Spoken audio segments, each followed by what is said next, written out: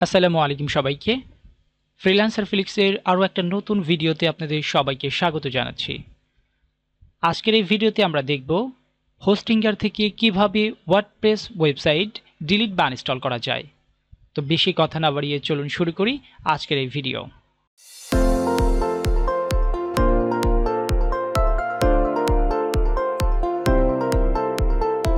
ভিডিওর শুরুতেই আমরা দেখতে পেয়েছি আমাদের ওয়েবসাইটটা লাইভ রয়েছে। এখন আমরা চলে এসেছি হোস্টিঙ্গারের যে এইচ প্যানেল রয়েছে সেই এইচ প্যানেলে।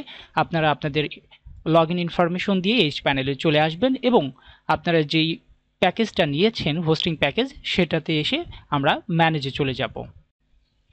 এবার আমরা ম্যানেজে ক্লিক করে দিচ্ছি। একটু লোড হবে, আমরা অপেক্ষা করি। পরিপূর্ণ লোড হয়ে যাওয়ার পর আমরা এখান থেকে লেফট সাইডে চলে আসব। এখান থেকে আরেকটু লোড হচ্ছে। লেফট সাইডে এসে এখান থেকে ওয়েবসাইটে ক্লিক করব, দেন এখান থেকে অটো ইনস্টলার এখানে ক্লিক করব।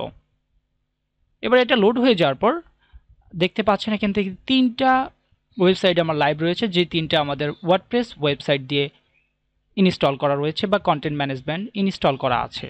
সো এখান থেকে আমরা লাস্টের যেটা রয়েছে সেটাকে আমরা ডিলিট করে দিতে চাচ্ছি বা আনইনস্টল করে দিতে চাচ্ছি। এখান থেকে আমরা সেজন্য থ্রি ডট মেনু দেখতে পাচ্ছি, এখানে ক্লিক করব, দেন ডিলিট বাটনে ক্লিক করব। এবার এখান থেকে আমরা তিনটা অপশন রয়েছে। আমরা যেহেতু ডাটাবেস সব কিছু ডিলিট করব, সব কিছু সিলেক্ট করে দিয়ে দেন আমরা এখান থেকে যে ডিলিট বাটন রয়েছে আপনারা সবসময় দেখে সবগুলো চেক করে নিয়ে ডিলিট বাটনে ক্লিক করবেন। এবার দেখেন ডিলিট হচ্ছে, উপরে একটা পপ আপ চলে এসেছে। আমরা কিছুক্ষণ অপেক্ষা করব। আমাদের ওয়েবসাইটটা কিন্তু এখন টোটালি আনইনস্টল হয়ে গেছে এবং যে ফাইলগুলো রয়েছে সবগুলো কিন্তু ডিলিট হয়ে গেছে। আমরা এটাকে চেক করার জন্য একটা নিউ ট্যাব নিয়ে নিচ্ছি। এবার এখান থেকে আমাদের ইউআরএলটা দিয়ে এখান থেকে ভিজিট করলে দেখতে পাচ্ছেন আমাদের কিন্তু সেই লাইভ ওয়েবসাইটে কিন্তু আর নেই, অর্থাৎ আমাদের ওয়ার্ডপ্রেসটা একদম টোটালি ডিলিট করা হয়ে গেছে। আপনারা কিন্তু এভাবে ডিলিট করতে পারেন খুব সহজেই।